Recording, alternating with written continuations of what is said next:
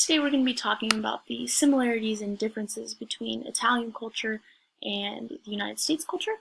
We'll be doing this by analyzing culture using Hofstede's 6 dimensions, and we'll be looking at how each of these dimensions and the scores for each country help to effectively communicate within a company, affect teamwork and motivation.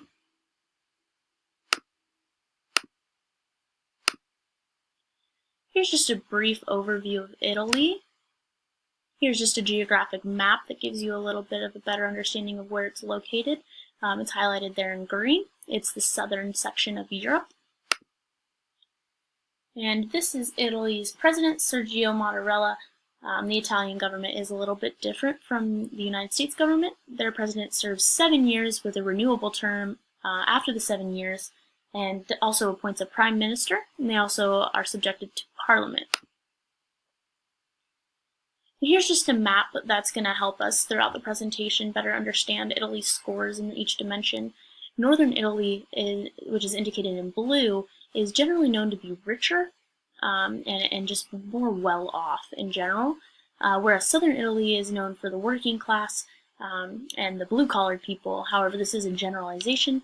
It's just the majority, but to keep that in mind, it's going to help us when understanding the dimensions better. Catholicism plays a huge role in Italians' lives for the most part. That's another generalization. However, about 80% of Italians would assert that they are Catholic. And this also plays a role in the cultural dimensions and the scores that are indicated, which we'll talk about later. And here's just a brief overview of Hofstede's dimensions. Power distance is the extent to which less powerful members of institutions and organizations within a country expect and accept that power is going to be distributed unequally.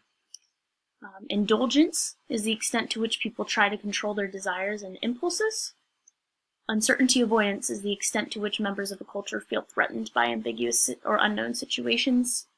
Long-term orientation versus short-term orientation just basically deals with how society is going to maintain links with its past, while also dealing with the present as well as future problems. Individualism v. communitarianism is the degree of interdependence society maintains among its members. And last but not least is masculinity v. femininity, and the issue here is what motivates people. If you're wanting to be the best, to be number one, me-centered, you are most likely finding yourself in a masculine society. Whereas if you're liking what you do and gender roles are not as defined, you may find yourself in a feminine society. And here's just a brief overview of the scores. I just put Italy is in blue, the United States is in red, and then the average is going to be in green, so that you can get a better understanding of how each country scores in comparison to the average worldwide. But we'll go into each of these individually. I just wanted to get you a broad overview of those. So here's our first dimension, which is power distance. Once again, this is how members of a society are able to accept that power is going to be distributed unequally. And this is where that map of northern, central, and southern Italy might come into play a little bit. As you can see, northern Italy prefers decentralization and equality, whereas southern Italy is more prone to centralization and unequal distribution of power. And we can see this indicated by the scores here on the right. Just for future reference, gray is Italy and blue is going to be the United States. So we can see that Italy scores a bit higher in power distance than the United States. I indicated teamwork and motivation here with the asterisk because I feel as though teamwork would be indicated. So Italy's score here in power distance reveals a preference for teamwork. This would show that that employees would rather work in teams and everyone's voice be heard, which is kind of the premise of decentralization, whereas southern Italy may prefer to be overpowered or have a dominant powering force. I also indicated motivation here because if employees know that they will get to work in a team, they may be more motivated to come to work and do a better job at their job. Next, we have uncertainty avoidance. And uncertainty avoidance, once again, is the extent to which members of a culture feel threatened by ambiguous or unknown situations.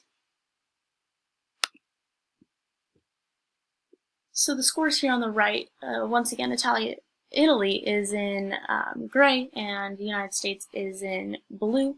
The high score shows that Italians are not as comfortable in general as Americans in ambiguous situations. This is interesting as my personal scores indicated the opposite for myself, even though I grew up in the United States. It's very interesting to see how you pair up in relation to your country.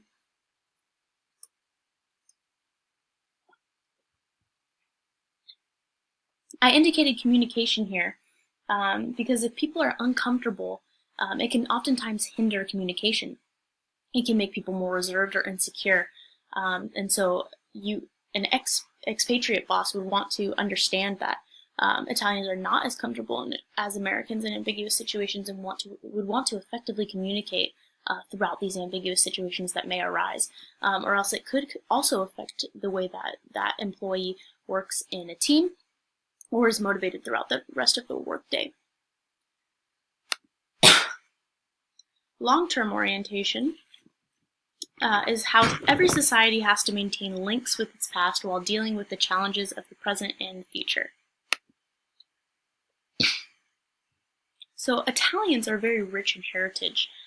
All of Europe basically is, but America is relatively new in regards to the rest of the world, which is what many speculate to be the reason why our long-term orientation is such a low number. Here we see it indicated by 26, whereas Italy is 61. And this kind of shows that Italy is more rooted in their past, but is also able to look towards the future than we are. So many people speculate that it's because we don't have much of a heritage here in America. Not that we don't have one at all, but it's tough to look back and see where we've come from. We simply like to look forward. That's what Americans are good at doing, look forward, paving a new path. And so just a few bullet points here that are that Italians are logical and are going to consider context when making their decisions, while Americans, in contrast, are probably going to analyze the information that you give them and make sure that they're making a good decision for themselves when they're discussing culture or anything that's going to be moving forward. Also, Italians are going to adapt to normative traditions in order to adapt to the changing conditions. So they will adapt their changing conditions to what they already know to be true for their tradition. This can affect communication if you're an expatriate boss, because you may not understand where they're coming from with their heritage or their rich lineage. So understanding this can help greatly, and being able to effectively communicate that to your employees, that you respect their heritage, their family, can really help. Individualism is the degree of interdependence a society maintains amongst its members. And here we see that both America and Italy are very highly individualistic, America more so. That just means that they're me-centered societies with an emphasis on individual initiative, very achievement-oriented as well as self-oriented. I highlighted teamwork here because earlier it's interesting to see that Northern Italy prefers decentralized structure, but they're very individualistic, as we can see here. This could hinder teamwork in a very negative light, but it would be interesting to see how you, as an expatriate boss, would allow people to be individualistic, your employees to be individualistic, while also requiring them to work as a team to reach a common goal. Masculinity, the femininity, is just what motivates people, what your gender role is. In a masculine society, we're going to see people wanting to be the best, which we've already kind of seen throughout this presentation. Society is going to be driven by competition and success. We can see that Italy and the United States both scored relatively high here, and being a winner is just going to be of utmost importance. It would be interesting to see how teamwork in this section would be affected, as maybe a team could win and be driven by success together rather than individualistically. When working with Italians in general, you would have to be able to balance both getting individual rewards while also motivating people to be able to work together as a team to reach that common goal. An interesting side note about this dimension would be that motivation is going to be intrinsically an intrinsic desire for most Italians, as they will naturally want to win. An expatriate boss should definitely hone in on that and capitalize on that, because their intrinsic desire to win is going to help the company. Lastly, we have indulgence, and I saved this for last because Italy is very interesting in this area. They score so low, as you can see. They have a 30 here. But many people and scholars assert that this is not a reflective view of Italy at all. It's actually probably counter to what the score actually is. It initially indicates restraint. However, we mentioned earlier that they are very driven by Catholic background, which actually shows that they are going to be more prone to try their best to not do things, but will fail because they are trying to do it on their own power. And so that kind of brings us into our Christian perspective. I added this. This is just something from my church website that a few people from my church made, showing the modern church and how Jesus kind of talked about how we should be doing church. And I added these verses at the bottom that I'll read really quickly.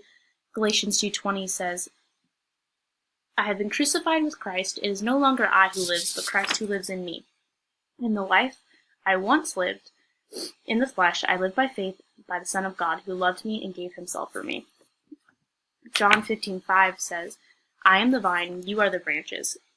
If you remain in me and I in you, you will bear much fruit. Apart from me, you can do nothing. And what both of these verses really hone in on are the ideas of relying on God, allowing Christ to lead you, being led by the Spirit, as well as abiding in him. And I think that goes back to the indulgence perspective, where Catholics find themselves wanting in their head to not do certain things because they know that the Bible teaches not to do them, but finding that in their heart something completely opposite. And I think that this is portrayed best by the modern church, whether it's Catholic or Protestant. We see this a lot. And you can look at this chart, that instead of having individuals, we should be a community lifestyle, helping one another, giving all that we have. Instead of coming and being a member and just sitting in a pew, we want people to go and make disciples and be equipped. And that's where we see real life change. And I think that's the most important thing, which is the coolest thing that we're so lucky to have, is that as we continue to abide in God, he changes our heart and he changes our desire. And it's no longer us who work on our own power, but rather him who's working on our hearts to change our hearts, to make our hearts more like his. And so instead of trying our best not to do something and knowing that we shouldn't do it in our head, our heart is changing, and our heart doesn't want to do that, and we don't have to do it on our own. It's him working on our hearts through us. So I just thought that was kind of a cool little analogy here that you could take a look at. And lastly, these are my references. So thank you so much for joining me, and that's it.